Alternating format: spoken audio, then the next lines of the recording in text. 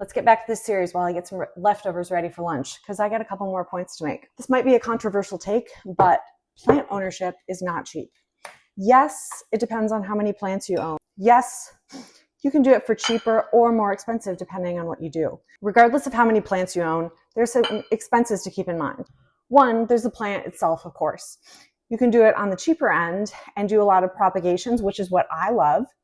Or you can do mail order cuttings, which I don't even know how much that is. I really haven't done that.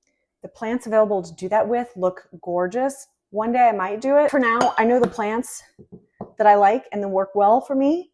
So I'm going to keep propagating as much as I can while sprinkling in a few extra little treats now and then. Two, you've got the pots that the plants are in. Yes, you can keep it on the cheaper end and go plastic pots, grower pots. This is where I spend a little more money because I like the ceramic pots, the concrete pot. That's part of the decoration of my house. I do try to hit up the sale aisles. I do try to recycle my pots, so switch them from plant to plant as the plants grow out of them. But again, it's another expense to think about and consider. Three is the maintenance of your plants. At some point, your plant is going to need to be repotted, whether because it grows out of the pot that it was originally in, or because the potting soil is nutrient depleted. Potting soil does not have an infinite shelf life. I think on the back of potting soil bags, it says that you should repot every 6 months, I believe. Sometimes I stretch that to 9, even 12 months. Again, I've got the plants that I know are not going to die at the drop of a hat, so I stretch it a little bit. Then if you decide to fertilize, which I definitely recommend, if you decide to make your own potting soil, I do that here and there. Sometimes I just go with out of the bag.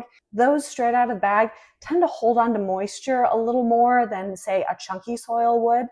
But again, I go with the plants that are a little tolerant to subpar conditions. Not to say I'm not trying to give my plants the best environment possible, but life happens and sometimes priorities come up. So those are the main expenses of plant ownership. Of course, there are other expenses in there if your plants get infested with pests or if you use grow lights, but those three that I talked about are the main ones.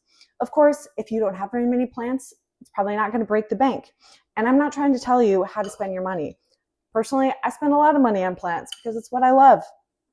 But it's just something to think about if you're getting into plant ownership in earnest and in bulk, and you're maybe going for that kind of jungle feel, that lush look in your house.